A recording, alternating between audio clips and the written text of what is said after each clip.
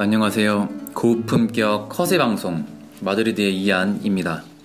이번 시간에는 한국인들이 가장 좋아하는 화가 빈센트 반 고흐에 대한 이야기를 해보겠습니다. 우리나라에서는 가왕 조용필의 킬리만자로의 표범 중에 나보다 더 불행하게 살다간 고흐란 사나이도 있었는데 라는 이 나레이션 덕분에 기성세대들에게도 아주 친숙한 화가이기도 합니다. 네덜란드 진더르트에서 1853년도에 태어나서 짧은 생을 살다 가시죠.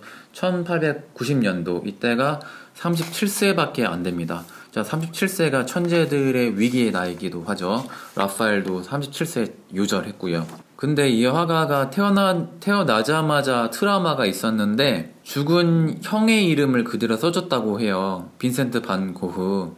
그래서 죽은 형을 대신해서 살기 때문에 항상 죽음에 대한 고민을 하고 살았다고 합니다. 이게 나중에 큰 트라우마 혹은 자살을 하게 된 큰 영향이기도 할 수도 있어요. 자, 그리고 동생 2년 뒤 동생이죠. 안나 여동생이 있고요. 그 뒤 2년 뒤에 태어난 그 반고흐의 또 인생 소울메이트이기도 하죠. 친동생 테오 고흐가 있습니다. 어릴 때 곤충을 굉장히 좋아했어요. 그 책도 좋아하고, 그리고 유난히 독서광이었습니다. 자, 근데 15살 무렵에 중학교에서 자퇴를 합니다. 여러 요인이 있다고 보는데, 일단 집에 정신병력이 있어요. 유전 영향이 좀 크죠. 그래서 적응하기 좀 힘들었대요, 학교에서. 그래서 이제 자퇴를 하고, 이제 아버지가 큰 삼촌이 당시에 사업을 했는데, 그래서 큰 아버지에게 이제 보냅니다. 그 직장이 바로 구필화랑이죠. 자, 구필화랑에서는 프랑스에서 유행했던 바비종파의 그림을 헤이그에서 네덜란드에서 판매해서 큰 수익을 냈습니다. 사업이 되게 성공을 했던 사업이에요. 근데 처음에는 취업을 하고 또 그 뒤에 테오 동생도 취업하게 되면서 좀 같이 잘 도와줬습니다. 일도 열심히 했어요. 자, 이때 고흐가 바비종파를 접하면서 밀레의 그림을 보고 큰 감동을 합니다. 그 파나 복제된 그 그림인데 이삭 줍는 사람들이 그 그림이죠. 그리고 나중에 고흐의 그림에 아주 큰 영향을 줬던 게 밀레라고 보시면 되죠. 자, 근데 고흐가 되게 불행하게 살다가 화가하고 되게 가난한 화가로 알고 있잖아요. 근데 고흐에겐 아주 좋은 기회가 있었습니다. 뭐냐면, 자, 큰 아버지 센트가 아들이 없어서 그 화랑 사업을 물려줄 생각을 했었거든요. 자, 근데 이 좋은 기회를 놓칩니다. 스스로 거부를 한다고 보는 게 맞죠. 1876년도 구필화랑이를 그만두게 되는데요. 손님과 논쟁하다 잘렸다 이런 소문도 있긴 한데 여러 요인이 있어요. 구필화랑 사업 확장을 위해서 영국으로 출장을 갔을 때 몇 달간 지냈대요.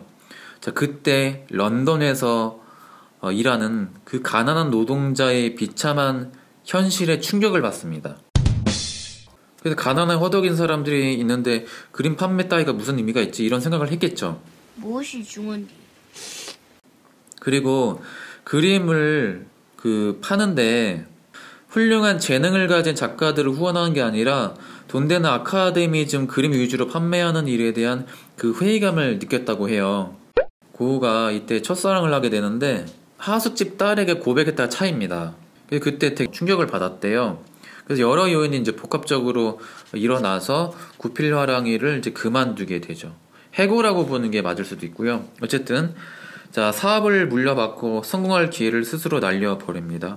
자, 그 뒤에 종교적인 그 열정에 사로잡힙니다. 그래서 가난한 사람들에 대한 그 연민이 이때부터 시작되면서 가난한 사람들을 위해 선교를 하는 게 큰 보람이라고 생각하게 돼요. 그래서 고흐의 이제 전도사 생활이 시작됩니다. 자, 영국에서 계속 지내다가 직업 구하다가 학교에서 또 잘리고, 자, 고흐를 좀 이상하게 생각한 사람들이 어디 가나 되게 많았는데 존슨 목사라는 분이 그나마 고흐를 굉장히 좀 이해해 주려고 했나 봐요.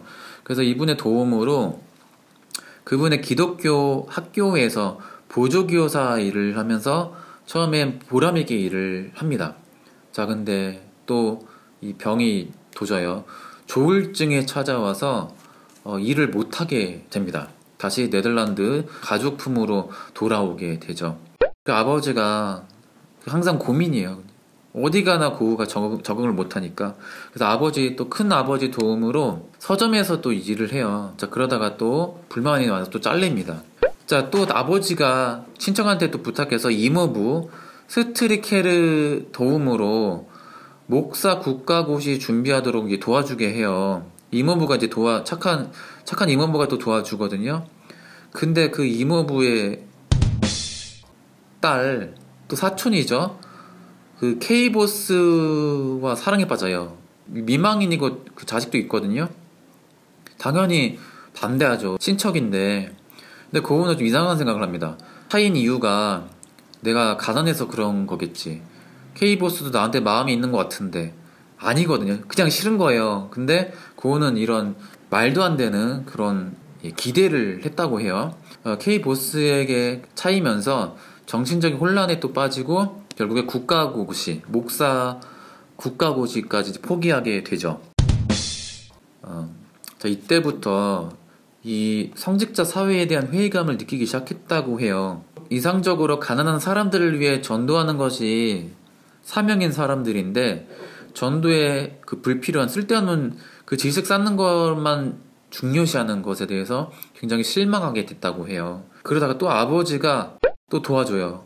존슨 목사의 또 도움을 받고 이번에는 보리나주라고 아주 가난한 탄광촌에서 겨우 일을 하게 돼요. 자, 그러다가 이때 또 정신이 온전치 않게 돼요. 결과적으로 선교단체에서 해고를 합니다. 또 잘린 거예요. 자, 근데 이때 설교사보다 이제 오히려 이제 그림에 관심을 갖기 시작했대요. 탄광촌에서 이 비참하게 살아가는 이 광부들을 보면서 이들을 그리고 싶다는 생각을 이때 하게 됩니다. 그리고 강한 동기부여가 되죠. 그 뒤로 27살부터 그림을 시작하게 됩니다. 자, 브뤼셀로 와서 그거는 이제 처음으로 그림을 시작합니다. 뭐 이전부터 그림을 좋아했지만요. 처음엔 독학을 하다가 그 한계를 갖게 되죠. 노동자, 그 가난한 사람들을 그리기 위해서는 소멸하게 필요한다. 그게 좀 딸립니다. 아무래도 그림을 늦게 배우니까. 자, 그때 외사촌이자 화가였던 안톤 모베에게서 그림을 몇 년 동안 배워요. 근데 자, 고흐의 그 까칠한 성격 탓에 자주 마찰을 빚었죠. 자, 그러다가 호리니크라는 매춘부와 사랑에 빠지면서 동거를 합니다. 자, 그게 알려지면서 외사촌이 큰 분노를 해요. 마음에 안 들어. 그래서 안톤 모베가 이제 절교를 선언합니다. 꺼지라고. 그림을 이제 더 이상 안 가르치겠다고 해요. 자, 당연히 집안에서 다 반대를 하죠. 결국에 알게 되죠. 아버지, 테오 다 알게 되면서 자, 호르니크와 사랑은 실패하게 됩니다. Starry, starry night. Paint your palette blue and gray.